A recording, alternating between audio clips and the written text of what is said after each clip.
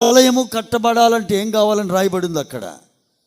ఇప్పుడు దేవుని ఆలయం, ఇప్పుడు లోక సంబంధమైన ఆలయం కట్టాడా లేదా? ఎట్లా కట్టాడు దాన్ని? ఆలయము పాస్టర్ గారు వెళ్ళేటప్పుడు చూశాడు, శిల్పకారుడు చెక్కుతున్నాడు. అక్కడ చెక్కుతున్నాడా లేదా? చాలా రోజులు చెక్కుతున్నాడు. కానీ ఆలయం కట్టబట్టడానికి ఏం పెట్టారు? ఇనుము, సిమెంటు, ఇసుక, నీళ్లు, టాపి, ఇవన్నీ ఇటుకలు, ఇవన్నీతోటి కడుతున్నాడు లోకంలో ఉన్న దేవుని మందిరం, లోక సంబంధులు.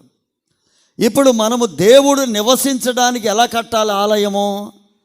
దేవుడు మనలో నివసించేంతగా ఆలయం ఎలా కట్టుకోవాలి? ఎలా కట్టాలక ఆలయాన్ని? ఇక్కడ రాయబడిన మాట అదే. ఎలా కట్టుకోవాలా? మనల్ని పిలిచిన వాని గురించిన అనుభవ జ్ఞానం మూలముగా ఆయన దైవశక్తి జీవమునకును భక్తికిని కావలసిన అన్నిటినీ దయచేస్తాడంట వాక్యము ద్వారా. ఆ విధంగా ఈ దేహము దేవుడికి ఆలయముగా నువ్వు కట్టుకోవాలా. ఎవరో కట్టరు, నీకు నీవే కట్టుకోవాలా. నాకు నేనే వాక్యము దేవుడు విత్తుతుండగానే విని దాన్ని దిద్దుకొని కట్టుకోవాలా. ఆమేన్, హల్లెలూయా. ఎందుకంటే చాలా జాగ్రత్తగా మనలో ఇంకా ఏముండకూడదు?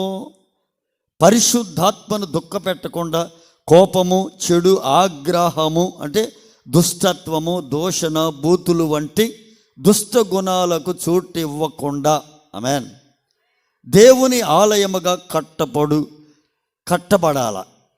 వీటన్నిటికీ చోటు ఇవ్వకూడదు. చోటు ఇస్తే ఆలయం ఏమవుతుంది? కట్టుబడి ఆగిపోద్ది. దేవుడి ఆలయం ఎలా కట్టాలో రాయబడింది.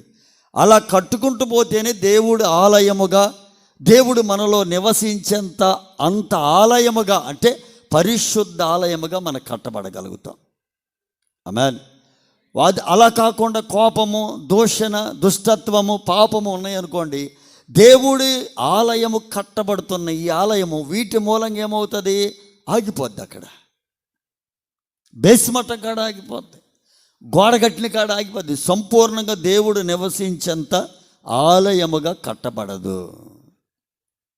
ఆమేన్.